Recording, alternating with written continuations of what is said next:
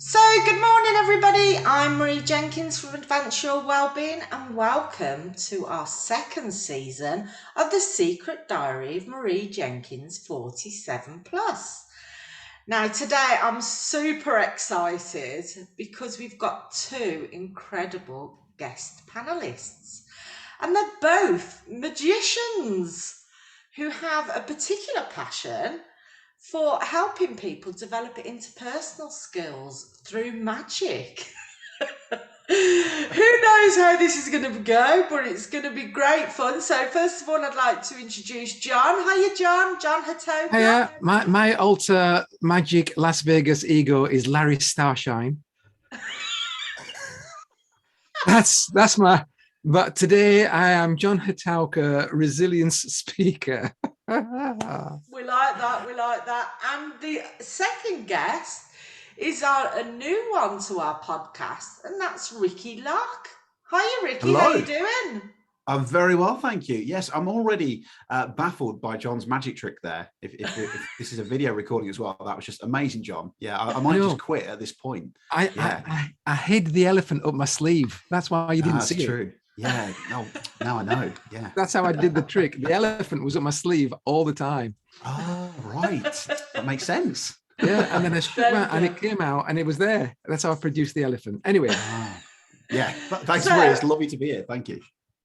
Let's keep the elephants for now, and I'll just give a quick introduction. So John Hotowka is from Achievement Thinking.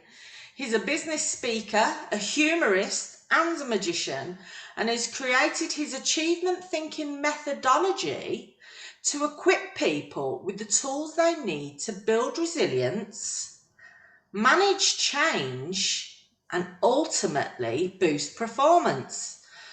Now, I first met John at PSA, Public Speaking Association in Birmingham, where he gave a talk, and I was absolutely blown away by how engaged I felt with his talk.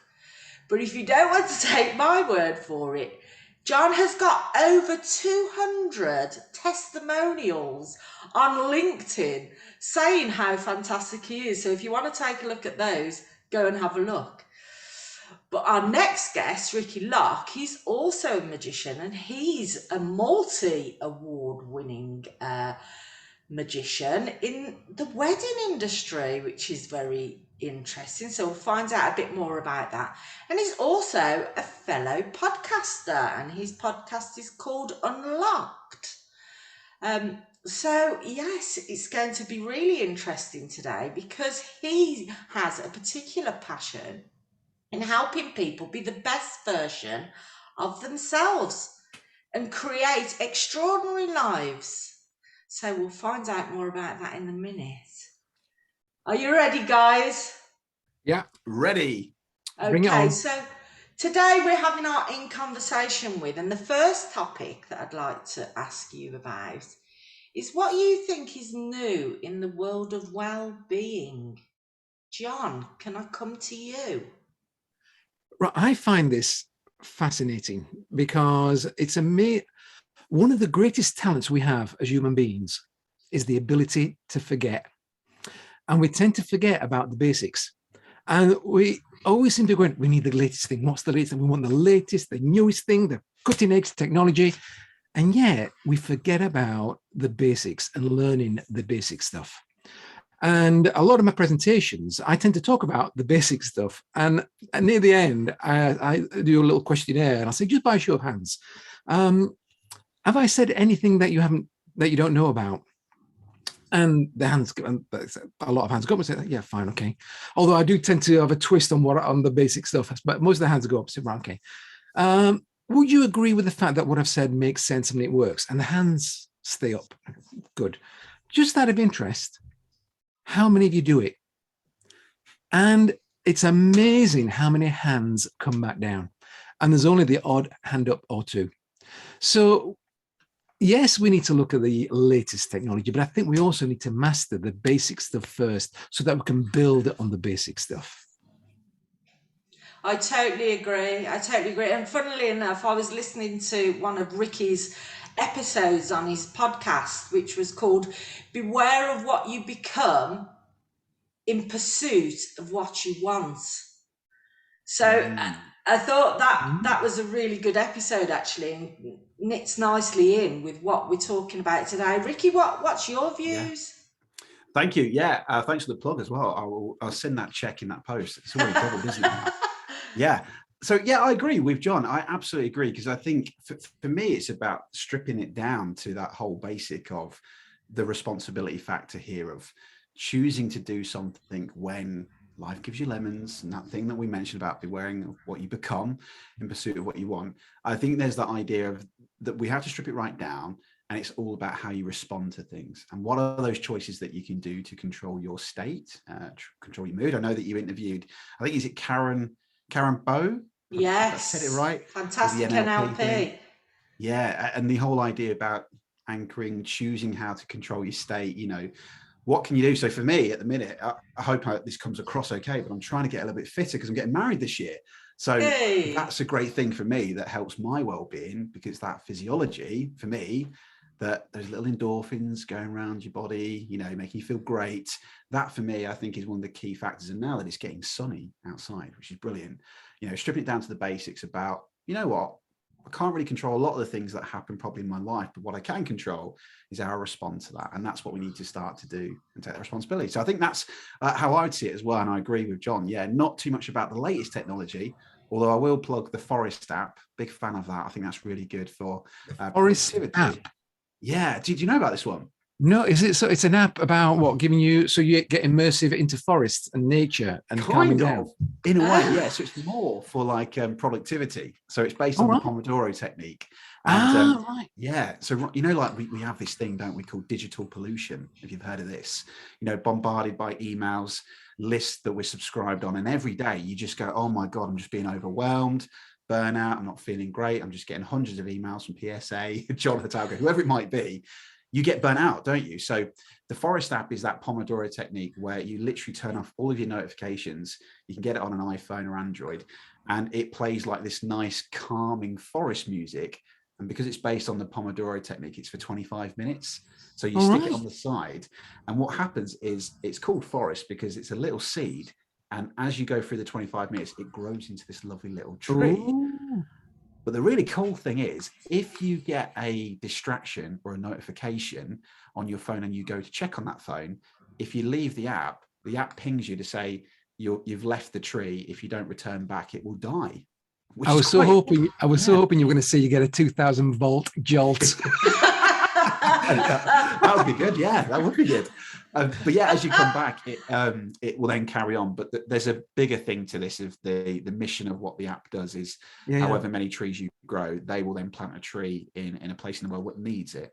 So there's a lovely kind of message to it, but it helps with just calming yourself, getting that mental health, getting that focus back, so you're not kind of being overwhelmed. So the Forest app is one of my favorite things that helps. That's fantastic. And the other thing is that I've noticed about the latest things that we get, like the Forest app, it's still derivative of something that's basic. Yeah. And that is slow. A lot of the latest things are just derivative of what the basic things are. I know the Pomodoro, I've got my little, I use the app. So that's why it's good to keep an eye on the latest things, but we need to master the basic stuff as well. Yeah. But that sounds fantastic, that Forest app. Yeah, it's really good. I totally get what you say there, John. And in terms of, it's been on the news just very recently about, lots of people doing digital detox, improving how they communicate with other people, the conversations, and, that richness that brings. What tends to happen is that the latest thing tends to be something really old, but a slight variation under a new name. So it's just that, John, in magic, it just gets recycled, and then they go, right, we're going to go for the latest thing. And think, well, hang on a minute, isn't that basically, because basically what you're doing with the Forest app is it's not quite a meditation, but it is that stopping and slowing down. Yeah. Which is basically what meditation is. And one of the issues that we have, I think, as human beings, or when we're trying to build our resilience and manage our stress levels, is we're trying to look for generic solutions to individual challenges. and we're all different. And the thing is that when it comes to things like meditation, basic meditation works for everybody, but there are different kinds of meditation. So for somebody, they'll need a guided meditation. For somebody else, they'll need music in the background. For somebody else, they need to go on a walk or whatever it might be. So it's finding that even though the collective thing like meditation or stillness or deep breathing or whatever is the same for everybody, it's about finding the actual technique that works for you. Yeah, I agree. I mean, I like the Headspace app myself, but it sounds like the Forest app is very similar. So yeah, very interesting, very interesting. So the next thing I want to ask you about is how can we live well in an aging population? I'm just going to put that out there. So now I'm gonna ask you something, because what do you mean by live well in an aging population? Well, great question, because I was speaking with Kathy Scott, who's coming on a future episode of our Wellbeing Week, and we had a similar conversation. And her response was, it's about how we prepare in our younger age so that when we do get older, that we're more invested in our own well-being, be it mental health, be it physical health, that type of thing. As I'm closer to that age than Ricky is, because Ricky, I'm 904 years old, and Ricky's only 3 years old.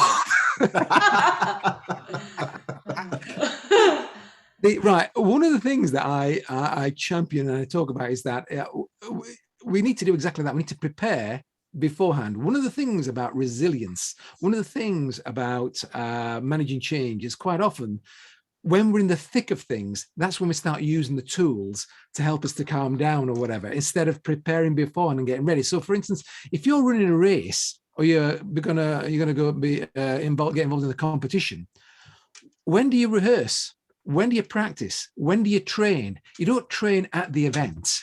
Yeah. You train beforehand to prepare yourself for the event. So that's why we need all these tools. So to answer your question, I mean, I've got this thing about I've got this thing about, I can't say that word, that retirement. Don't. It just made me shudder. It just makes me feel that, right, I'm retired now. Go get the nurse, put a blanket over my knees and put me in the wheelchair. That's it. I've not got long now. So I've decided, because I'm a fair way away, but I've decided I'm not retiring. All I'm going to do is a change of lifestyle. And the reason why most people that word is because they don't like the jobs, they don't like the work that they do. So they think, I can't wait to. So for me, I love what I'm doing. Now, when it comes to preparing for retirement, the thing I've noticed for many of us is that we're getting we're younger, older. So when I look at my parents, they did not have access to all this wonderful stuff like online podcasts and television programs and the education that we have today. Yeah. I don't remember my dad. My dad never went to the gym. He never even exercised. The only time he exercised was when he did the garden. And then it was just because he was doing the garden. It wasn't because he was trying to build his muscle up or anything like that. Whereas today, we're more active. So I think today, and the thing about getting older is the important thing, especially when you get to a certain age, it's all about movement. Yeah. I want to say movement mentally and movement physically, because we need to keep the brain going. So if it's about learning a new language, and Ricky and I are both, our backgrounds are in magic, and this is where magic is great, because when you learn a new magic trick, it's like learning a new skill. So you're getting your brain working. It's about socializing, but also from a physical point of view, it's making sure that you keep moving. Yeah. Because if you don't keep moving, then that's when things start aching more and what have you. So yeah, it's about movement. What do you think, Ricky? It's a long way away. I mean, you're only 3 years old, Ricky. No, yes. Retirement. Yeah. What is that word? I've never heard of that. Yeah. Don't say that word. Yeah. Don't swear. Remember, it's a family podcast. We don't want that kind of language. Well, I think my will be about 95 by the time I get there. So the way the world's going. But anyway, we've got to pay back that COVID debt, haven't we? But anyway, yes. So I agree, absolutely agree. And recently, the last 2 years, my father has just and he's 63, so he's done it quite early. But the thing that he did was he worked down a brickyard for about 20, 30 years. So it's nice now that he's done it, because I know a lot of people in that position, in that labor intensive job, that when they retire, looking forward to enjoying their life, arthritis, crippled with arthritis because of that hard job, that they then don't get to enjoy retirement. And it's really sad. So I totally agree with you. I think you're absolutely right. School, it needs to be at an early age here. Like, when it happened to me, when I got made redundant, I left a stable and secure career to go full-time professional magician, speaker, 1 week before the lockdown. I mean, not even a mind reader could have predicted that was really good timing. Well done. Good time, wasn't it? Yeah. I mean, as magic, you'd think that me and John could mind read that the pandemic was coming. But anyway, at that point, I wasn't taught anything like that at school about how do you deal with, tough times and bounce back and be resilient. It was just a case of, you're going to go to school, Ricky, you might go uni, you'll get a job, and that's it. But actually, let's talk about the most important things: mental health, well-being. It needs to come from an early age, instead of in my 30s going, what the bloody hell's happening? What do I do? So yeah, it's got to be at an early age, I think. Yeah, I agree. Education is fundamental. I mean, I volunteer at Longbridge Extra Care Village, and you say that word, but it's over 55s. And actually, when people start planning earlier on for what they want for their more mature years, then actually that gives them people, for example, a whole new lease of life. They haven't got to maintain all the gardens. They've got gorgeous brand new flats. They've got a huge amount of social life. So it depends what you want out of your more mature years. So yeah, really good insights there. So just picking up on what you were just saying there, Ricky, about early years, have we got the basics right now in terms of well-being for society, do you think? It's a really good question. And, this is showing my age now to all the listeners. As a millennial here. You really are 3 years old, aren't you? You really 3 years old. It's going to reveal. John, I look 87, but I'm really 3 years old. Go on. So yeah, speaking as my millennial self here we go. I think the world is really difficult. The way that social media for me is a great example. We're all on LinkedIn. We're all very active on there. Every day you are constantly scrolling through feeds of other people, and you're comparing yourself every single day. And I think that measure of success to a lot of kids and younger people, or even us in our age, there's that point of, well, he's got an expensive watch, or he's got a nice boat, a yacht, a car, a nice holiday. I'm not doing that. So therefore, does that make me inadequate? Now, actually, that's not really the case, because it's your own measure of success, what you defined as. But every day we're being told we're insignificant, or we need to buy something, or we don't have that, and adverts on TV. So I think you're absolutely right. I think the basics are there, but we're just, I don't, NLP here, I'm generalizing here, but I don't think that we are really, I think we just get stuck into every day. Because here's the question, right, Marie? This is it, simple. We're humans, we get up out of bed, we live our life, and then we go to bed. But we complicate that with everything, social media, comparisonize everything. And it shouldn't be that. It should be the case that we just wake up and enjoy life. So for me, to answer your question, I think the basics are there, but I just don't think that we're doing it. That's mine. We could definitely do more in terms of mindfulness, I believe. But I just want to say, if you can hear any padding around, I've got my dog Bourbon just sat by me, and he clicks on the laminate flooring, just so that we can show we're real here. So I apologise for that if it's interrupted the sound. John, what do you think then in terms of well-being for society? I agree. I think as individuals, I think we right. That's not everybody. As Ricky said, we're generalizing. And as I said earlier on, when I do my presentations and I do the little survey, does all this make sense? Yes, it does. And how many of us do it? No, very few of them do it. And that's by the way, when I do give a presentation, I don't just talk about the what we need to do. I talk about how we fit it in during a busy day. because that's the important thing, because that's the challenge that we have. How do we fit it in a busy day? Because I'll get people saying, well, John, we need to do a meditation or deep breathing exercise, but we're busy. We're so busy. How can we fit it in? And the survey, I said, well, okay, I just want to ask a personal question, right? So this, what goes on in the room stays in the room, because the trick is to tag it onto something that you would be doing anyway. So for instance, now I'm just throwing this out there and it stays in the room, but by a show of hands, how many of you go to the toilet, for instance? And they'll put their hands up and they'll go, what are you doing that for? You busy people. What? You're bone idle, good for nothing. You shouldn't be doing that. That's because you've got work to be doing. And so the trick is that when you go to the loo, I mean, if I'm out and about, I'll go to the public gents, I'll go into a cubicle, do whatever I need to do. But before I leave, I'll have a couple of minutes of deep breathing and get myself grounded. And then I'll wash my hands and get on with the rest of my day. Or if I'm going somewhere and I get in the car, I'll pause for a couple of minutes before I start the car, and I'll get off and I'll drive off. When I get back, I'll pause. So it's about finding that. Where do we find that time? So I think what Ricky and I are doing is we are teaching, and yourself, of course, Marie, is teaching people. They all know the what, but it's how do they fit it in? And that's where we come in. So, and I also think individuals could be learning more. But I think people like the NHS and the government, generally speaking, they're doing the best to get the basics right, as we are, because we're trying to teach people the basics of what, and also some of the sophisticated stuff as well, because it's all about education at the end of the day. So I think that individually we can get it wrong, but the NHS are doing the best to get it right.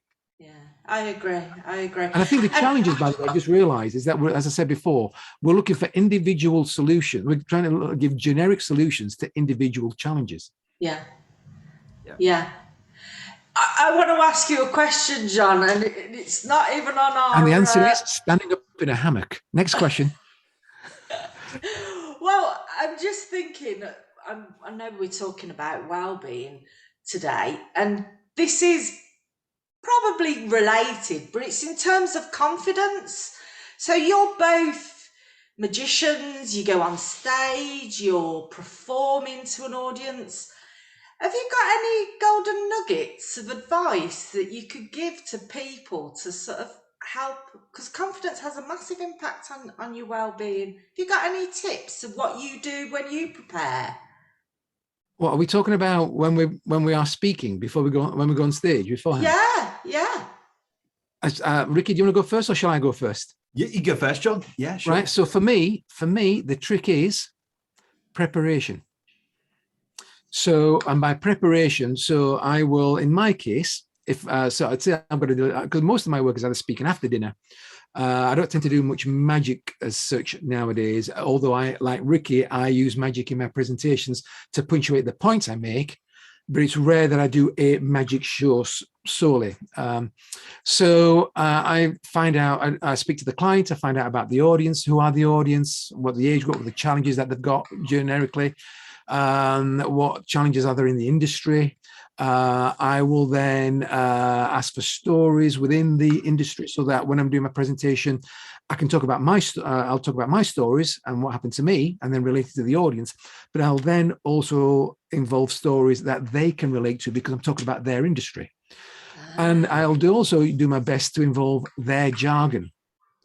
And the fascinating thing is that when you do that and you start dropping bits of jargon that only they know about, and you're a foreigner, so to speak, you're an outsider, suddenly an audience will go, hang on, how did he know that? he must have done some homework on us. And they feel complimented that you've actually done some homework on them. And they feel that it's a tailored presentation. Whereas generally in my case, about 20% of what I do on stage is tailored. The other 80% is fairly standard, but it's all down to the preparation and the rehearsal beforehand. Fantastic. Thank you, John. Ricky, I know you're a phenomenal speaker.